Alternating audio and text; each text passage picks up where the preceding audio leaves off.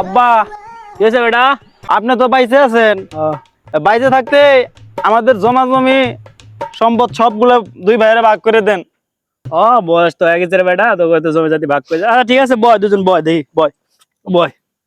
ঠিক আছে, তাহলে ওই আমার উত্তর পাড়ার যে ধানের জমিটা আছে, ধান চাষ করবো তুই, আর ধান বেচবো তুই, আর টেকা লিবো কিন্তু আমি। ঠিক আছে বাবা।